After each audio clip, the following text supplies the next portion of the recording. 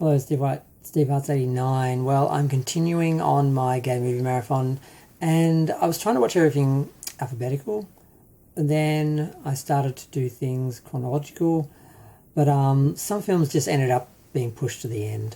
And one was, well, the film series Eating Out, and this film is kind of unique because it did get four sequels, which is very unusual for gay films. The only other film I can think of that got a sequel was Not Another Gay Movie, got a sequel or two, I'm not sure, but I haven't seen either of them.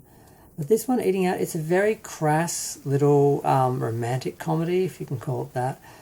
This, for the most part, it's really trashy and cheap, but it knows that it is. It's not trying to be anything more than that. So there's a little bit of charm there, but and the main, well, sort of not the main character, but the only sort of consistent character that's acted by the same actress all the way through the series, as far as I know. I've only seen the first three, so this review is for the first three. I haven't seen the fourth and the fifth because I just found out they exist like 2 minutes ago when I was just looking on Wikipedia some of the dates and if they were released during to cinema or on streaming or DVD or whatever.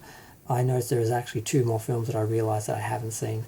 But the first film, basically there's a guy pretending to be straight so he can get a girl.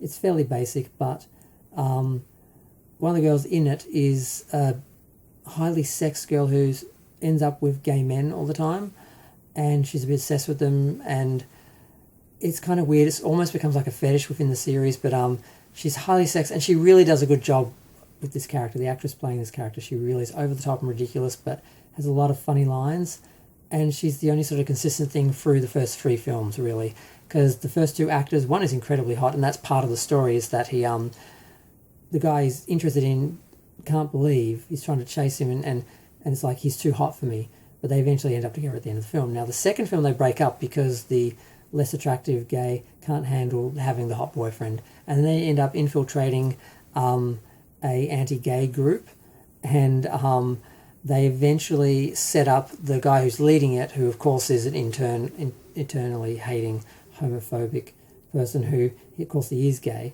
and they set him up in a scenario I cannot explain, but he ends up being banged by a really hot guy from the group who's also supposed to be straight, and right when he's about to come, basically a door is opened and he basically comes all over his incredibly conservative, offensive mother in front of a whole group of people.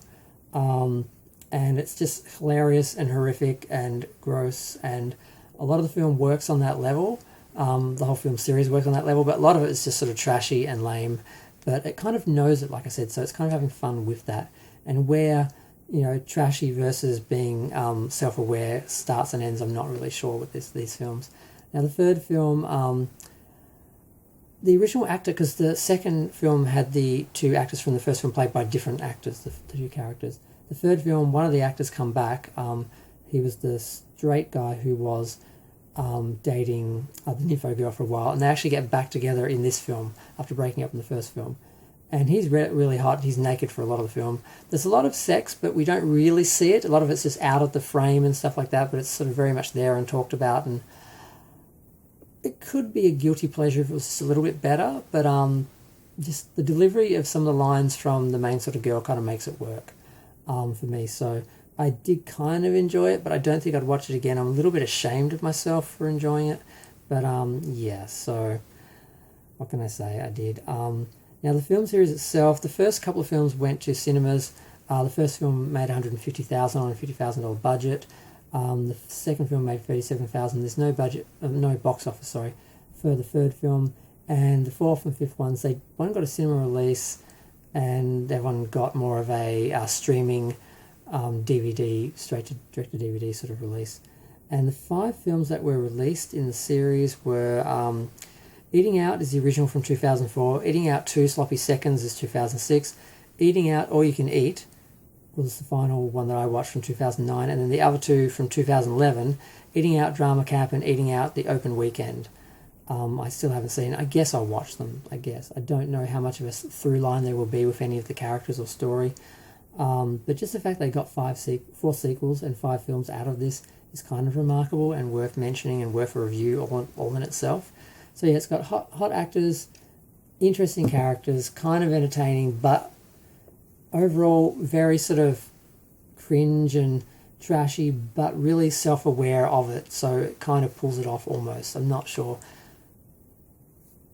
Feel free to share, like, comment, subscribe. Let me know what you thought of the film. If you liked it, let me know. If you didn't, let me know.